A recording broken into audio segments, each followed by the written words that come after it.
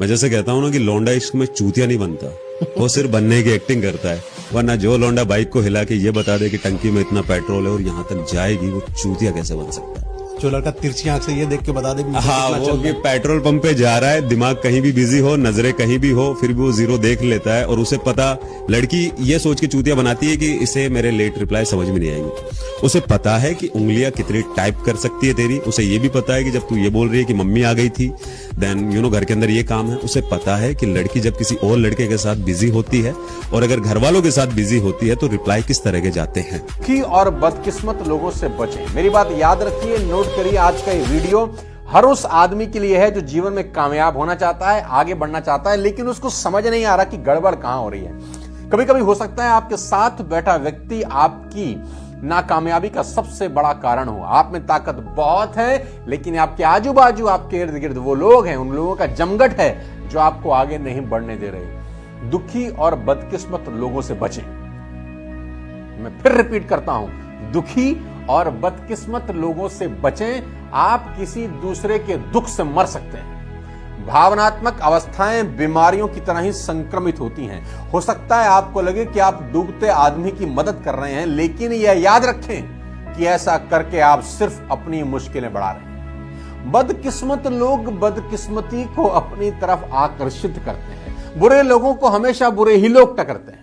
अगर आप उनकी मदद करेंगे तो बदकिस्मती आपकी तरफ आकर्षित हो जाएगी। मैं अपने 20 साल के एक्सपीरियंस से आपको बता रहा हूं। इसलिए सुखी और खुश लोगों के साथ रहें। जो लोग प्रसन्न हैं, हमेशा पॉजिटिव बातें करते हैं, हमेशा मोटिवेटेड रहते हैं, ऐसे लोगों की संगति ढूंढिए और कैसे भी करके उस झुंड का हिस्सा बन जाइए। मैं आपको कहानी सुनाना चाहता हूं कि एक कौवा एक बीज को अपनी चोंच में दबाकर घंटा घर के ऊपर से जा रहा है। एक कौवा एक बीज को अपनी चोंच में दबाकर घंटा घर के ऊपर से जा रहा है। तभी वो बीज उसकी चोंच से फिसल गया और घंटा घर के नीचे की दरार में गिर गया। बीज मरते मरते बच गया। उसने घंटा घर को रिक्वेस्ट की, आग्रह किया, घंटा घर की दीवार से रिक्वेस्ट करी कि वे उसकी रक्षा करें। उससे ईश्वर का वास्ता दिया। दीवार की ऊंचाई, सुंदरता तथा उस घंटे की आवाज की तारीफ के पुल बांधने लगा और उसने कहा, अफसोस कि मैं अपने पिता के पेड़ों की हरी शाखाओं के नीचे नहीं गया।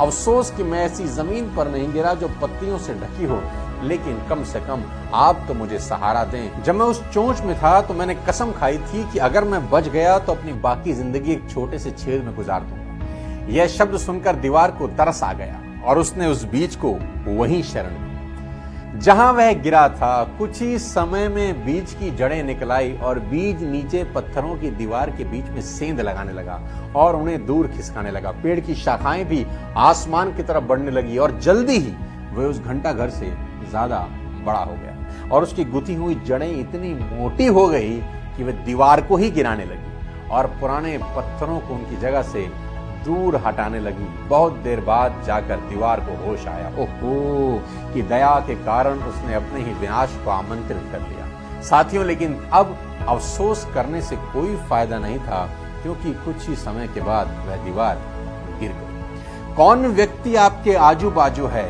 ये बहुत इंपॉर्टेंट है कि आप ये डिटरमाइन करें कि आपके आसपास बदकिस्मत लोग ना हो, आपके आसपास नेगेटिव बात करने वाले लोग ना हो।